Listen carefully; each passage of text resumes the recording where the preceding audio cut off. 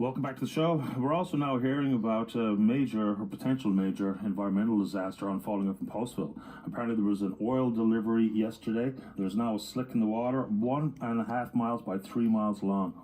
We'll see what information we can get for you. Let's go to line number one. Good morning, James. You're on the air. Hey, Fatty, how's it going? Great today. How about you? I can't complain. Having a drop of coffee there. There you go. First time caller, long-time listener. Fabulous. And, I just wanted to call to make a couple points on how we can be better allies to people affected by racism within our province. Go ahead. So I've got 4 little points. I'm just going to ramble them off. They're pretty short. So the first one is on the All Lives Matter topic.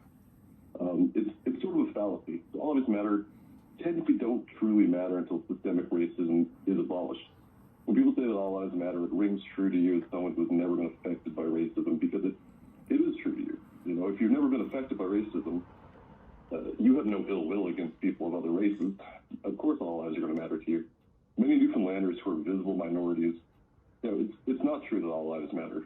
They've experienced firsthand that their lives don't matter as much.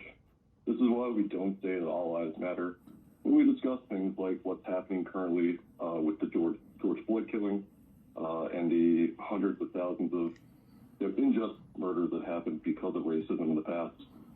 So it's to me, it comes off as insensitive to the topic and just a little undereducated. That's one thing that I wanted to address. The second one is that it's important to listen and truly reflect when we're spoken to about racism, especially from people who are affected by it. I feel like not just in this case, but in every single case, we could all be better listeners at times, and this one is no different. Third point, citing reverse racism. I've been seeing a lot of that online, and even people calling into open line talking about it. So racism as a whole isn't just someone who is of one race being mean, rude, or violent to someone of another race. We've got to look a little bit bigger and dream a little bit bigger on that one.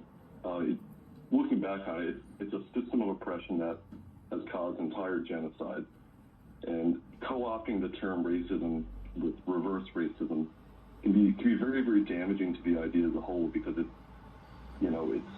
as people who are generally like Nordic descent, you've never really experienced it. And it's important to realize that in the grander context of what racism is and how it affects minorities.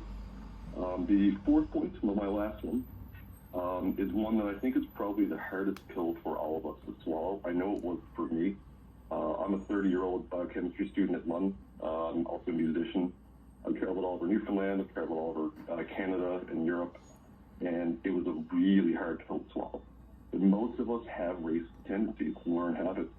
Even the most progressive of us have a long way to go to dismantle an inherently racially biased system we grew up in. You know, it's so closely knit into our culture as North Americans of European descent that it's akin to asking a fish about water. It's so close to us that we don't even realize it's there. You know, it's too close for most of us to be conscious of it in most cases. And the last thing I wanted to say on that point is not to feel bad about that. You can't change how you're raised. You can't change the education system that you were raised with. You can't change what you saw on the television. But the best thing you can do is to reach out to those affected on how you can be a better ally to, everyone around you. When we address racism and we deal with it head on, it does not just affect people who are directly affected by racism. It makes the world a safer place for everybody, including the police force. It just reduces violence all around. And rather than feeling bad about it, feel good about the fact that you're doing something good. And that's all I had to say this morning, Patty. Well, I enjoy your comments. It's hard for some to admit that there is a problem. I'm not really sure why some people are so hesitant to even acknowledge that there is a problem. There's a difference between discrimination, oppression, and racism. You can indeed, as a white person, maybe feel like you've been discriminated against in some form or fashion. It's one area or another, but that's not racism. And I don't know why some people are just unwilling to talk about it. It's been, some of these issues have actually been declared public health emergencies. We know what some of these systemic built-in problems are, and it's not just about law enforcement. It's about a mindset. Racism is a learned attitude. No one's born racist. You learn it. Whether it be what happens in your home, what you're exposed to in the schoolyard, what you see on television or movies. That's all learned stuff. You can unlearn some of these tendencies and attitudes as well. So just to be honest with ourselves, to talk about it, I have never experienced it, but people who have should be listened to. And I think that's the ultimate point that you make that I think is probably has the most impact here. It's one thing for someone to write me an email telling me I'm silly white boy because I'm talking about racism as if they think it doesn't exist, when in fact it does. And how do we know? Because people who have experienced it have told us. So it's worth hearing them out as opposed to just dismissing out of hand that they've ever experienced anything negative based on the color of their skin, because they have. So I think you make a lot of very interesting and well thought through points. James, really appreciate you being a first time caller. Anything else you'd like to add before we say goodbye? That's it. Have a great day, everybody. Same to you, man. All the best. Take care. Take Bye-bye. care.